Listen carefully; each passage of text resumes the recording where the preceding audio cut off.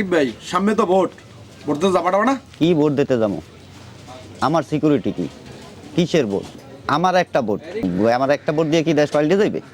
আমি যে ভোট দিয়ে যে বাসায় আইতে পারবো আর কোনো গ্যারান্টি আছে? মতন ভোট দিয়ে যে আমি থাকতে পারবো সুস্থ, এর গ্যারান্টি কি তুই দিবি? তুমি কত যা করছো ভাই, খারাপ কম নাই। ভোট দিতে যে যামু, মারামারি না শেষ, বাসায় যাবার ফেরত আমু, এই গ্যারান্টি আসলে কেটা দেবে?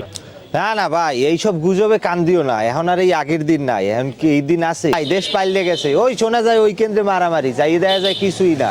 এবার ভোট কেন্দ্রে যাই দেখতে হইবে। আর সব ধরনের সার্বিক নিরাপত্তার জন্য সেনাবাহিনী তো দেশে আছে, তারা আমাদের নিরাপত্তা দেবে। ভাই এবার এই গুজব টুজব দেশ দিয়ে বাদ দিতে হইবে। এবার আমরা আমাদের মন মতো যোগ্য ব্যক্তিরে ভোট দেব, আমাদের পছন্দ মতো ব্যক্তিকে ভোট দেব।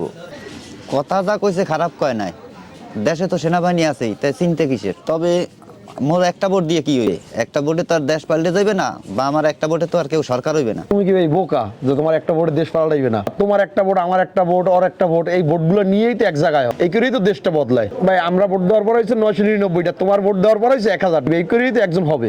তোমার পছন্দের লোককে যদি তুমি বিজয়ী করতে চাও, তাহলে তো তোমার ভোটটাই জরুরি। তাই তোমার পছন্দের লোকের ভোটটা দিতে হলে তোমার যাইতে হবে। ঠিকই তো কইছো। গুজব, ভয়ভীতি এবং যে কোনো প্রকার নেতিবাচক ষড়যন্ত্রকে উপেক্ষা করে নির্ভয়ে ভোট কেন্দ্রে যাব আমরা।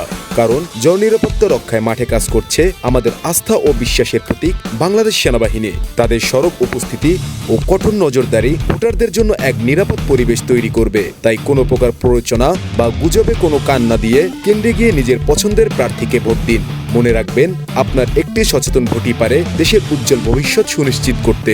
Alpha 149 situation under control. আর কোনো সমস্যা নেই স্যার। 9 রজার।